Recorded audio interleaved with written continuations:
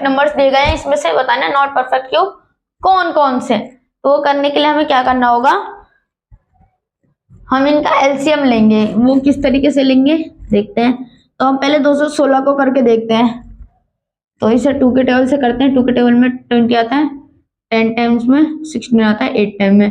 2 के टेबल में 10 आता है 5 टाइम में, 8 आता है 4 टाइम में। 2 के टेबल में 4 आता है 2 टाइम्स में, और 14 आता है 7 टाइम्स में। और 2 के टेबल में ये 27 आ गया। हाँ सॉरी, ये 2 से नहीं कटेगा, ये 27 है। ये 3 के टेबल में आता है 9 टाइम्स में। 3 के टेबल में 9 आता है 3 टाइम्स में। 3 के टेबल में 3 आता है 1 टाइम में।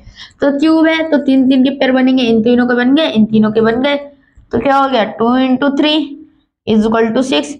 तो 6 का क्यूब है 216, मतलब ये तो परफेक्ट क्यूब है, तो ये सही है। 128 को करके देखते हैं।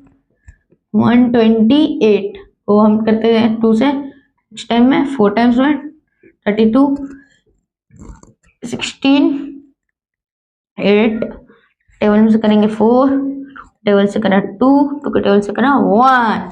इन तीनों का पेयर बन गया, इन तीनों का बन गया, लेकिन इसका पेयर नहीं बना, इसका पेयर नहीं बना। तो ये क्या होगा, नॉट परफेक्ट क्यूब। एक तो हमें यहाँ पे मिल गया।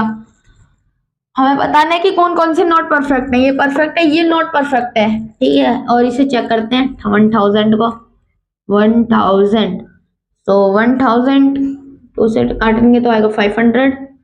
500 को 2 से काटेंगे 250। 2 से काटेंगे 125। फिर करेंगे 10.5 के टेबल में 125 आता है कितने टाइम में, 5 10 20 25 टाइम्स में।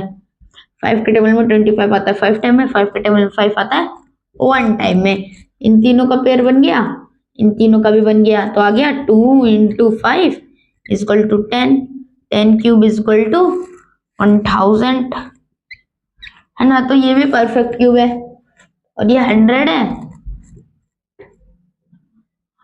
2 से करेंगे 50, फिर 2 से 25, 5 से 5 टाइम में, 5 से 1 टाइम में।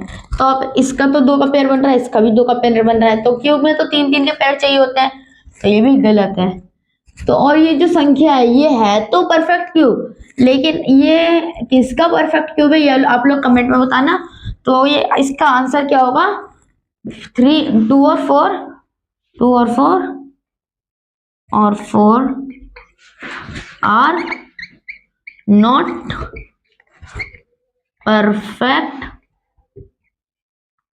क्यूब्स। सो आज के लिए इतना ही।